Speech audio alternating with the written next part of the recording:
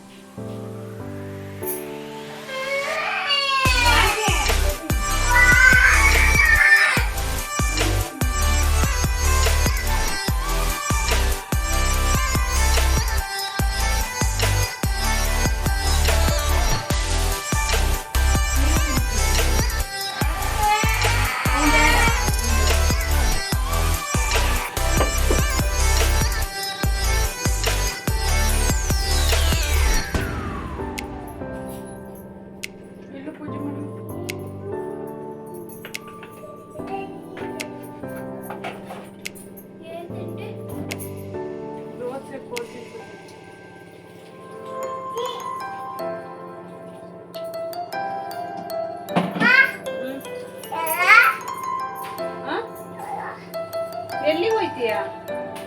ಅಂಗಡಿಗೆ ಹೋಯ್ತೀಯಾ? ಏಕೆ?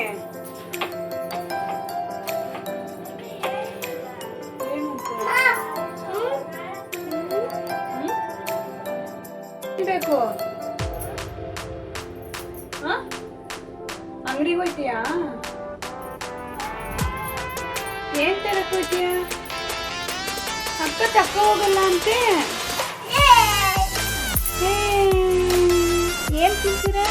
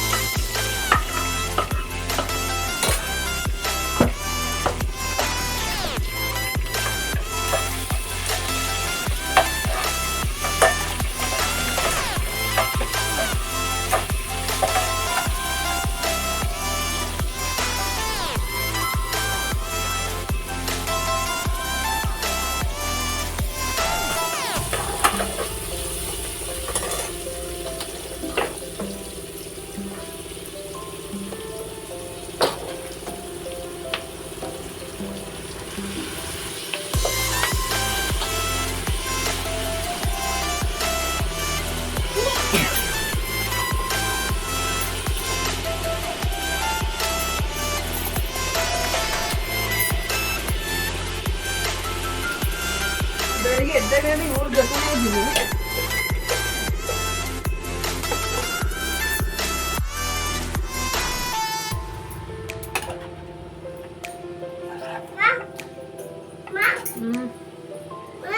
ಓ ಏನು ತಡಿ ಕೊಡ್ತೀನಿ ತಡಿ.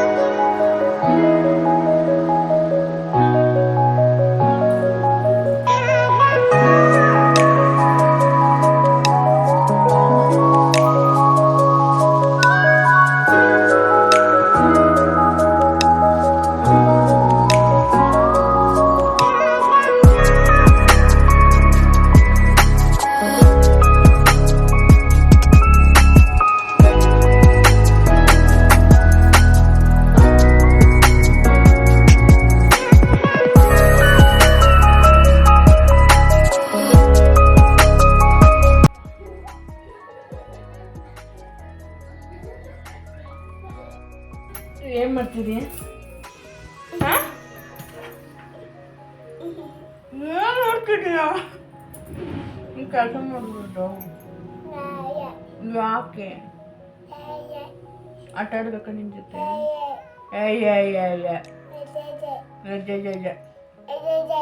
ಊಟ ಮಾಡ್ತೀಯ ಮತ್ತೆ ತಿಂಡಿ ತಿಂದ? ಏನ್ ತಿಂಡಿ ತಿಂದೆ? ಮಾತಾಡು. ಎಲ್ಲ ಎದ್ದ? ದೋಸೆ ದೋಸೆ ದೋಸೆ ತೇಜಿ ಚೂಲು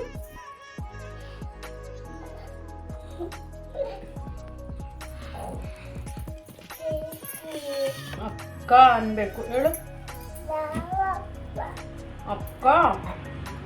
ಒಯ್ಸ ಅಕ್ಕ ಏನು ಮಾಡೋಕ್ಕೆ ಬಿಡೋಲ್ಲ. ಒಂದು ಬ್ಲೌಸ್ನ ಶುಕ್ರವಾರ, ಶನಿವಾರ, ಭಾನುವಾರ, ಸೋಮವಾರ, ಮಂಗಳವಾರ, ಬುಧವಾರ, ಗುರುವಾರ 7 ಡೇಸಿಂದ ವರ್ಕ್ ಮಾಡ್ತಾನೇ ಇದ್ದೀನಿ. ಯಾಕೆ ಅಂದರೆ ಈ ಥರ ಒಂದು ಸ್ವಲ್ಪ ಮಾಡಿರ್ತೀನ ನೋಡಿ, ಇಲ್ಲಿ 2 ಲೈನ್ ಮಾಡಿದ್ದೀನಿ ಸ್ಲೀವ್ಗೆ. ಅವಾಗಲಿಂದ ಬಂದು ಹಿಂಸೆ ಕೊಡೋದು ನಿಮಗೆ. ಹಾಂ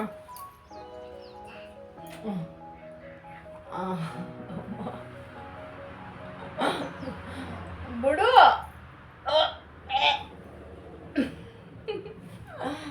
ಬಿಡು ಕಂದ. ಕೈ ಯಾಕೋ ಏನೂ ಕೆಲಸ ಮಾಡಕ್ ಬಿಡಲ್ಲ ನನ್ನ.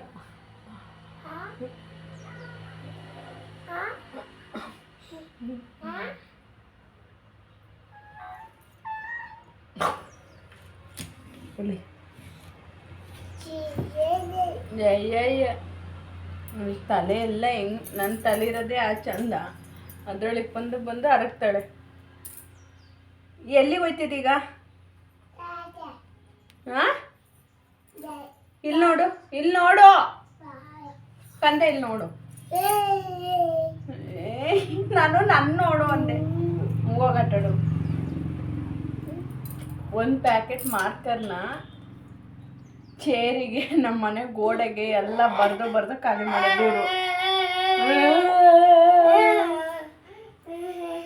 ಒದೆ ಹೋಗಟ್ಟಡು ಆಚೆ.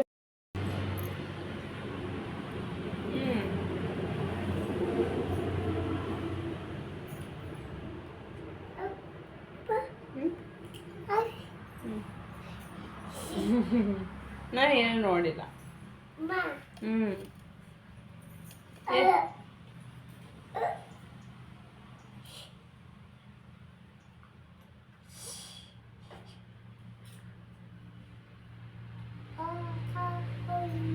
ಏನದು? ಯಾಕದು? ಚಮಚ ಯಾಕೆ?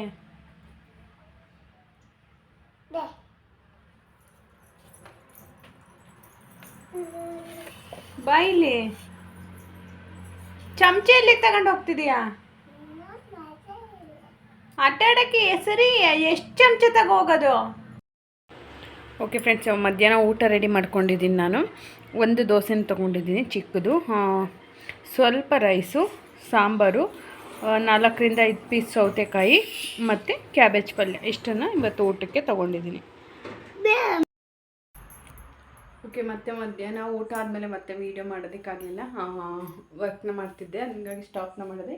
ಇನ್ನು 1 ಕೈಡ್ ಸ್ಲೀವು ಸ್ವಲ್ಪ ಇನ್ನೊಂದು 3 ಲೈನ್ ಮಾಡಿದರೆ ಫಿನಿಶ್ ಆಗುತ್ತೆ. ಅದು ಬ್ಲೌಸ್ ಡಿಸೈನು ಫಿನಿಶ್ ಆದಮೇಲೆ ತೋರಿಸ್ತೀನಿ ನಾನು ಫುಲ್ ಯಾವ ಥರ ಬಂದಿದೆ ಅಂತ.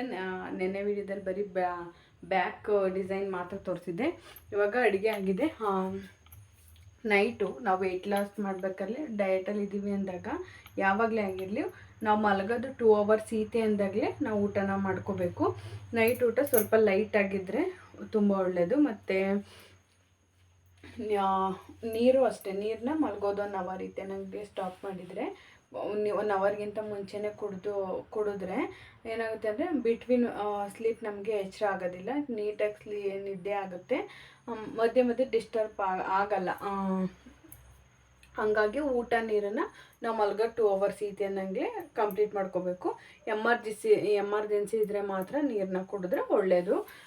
ಇವಾಗ ನೈಟು ಊಟಕ್ಕೆ ನಾನು ಹೆಸ್ರು ಕಾಳು ಮತ್ತು ಬೀನ್ಸ್ ಪಲ್ಯ, ಅದರದ್ದೇ ಸಾಂಬಾರನ್ನ ಮಾಡಿದ್ದೀನಿ, ಮತ್ತು ಸ್ವಲ್ಪ ರೈಸು, ಸೌತೆಕಾಯಿ, ಈರುಳ್ಳಿ ಮತ್ತು ಮೊಸರನ್ನ ತಗೋತಾ ಇದ್ದೀನಿ. ವಿಡಿಯೋನ ಮಾಡಿ ತೋರಿಸ್ತೀನಿ. ಅಂದರೆ ಡೈಲಿ ಇದೇ ಥರ ಇರುತ್ತೆ ನಾನು ವೆಯ್ಟ್ ಲಾಸ್ ಮಾಡಬೇಕಾದ್ರೆ, ಊಟ ಅಂತ ಅಲ್ಲ.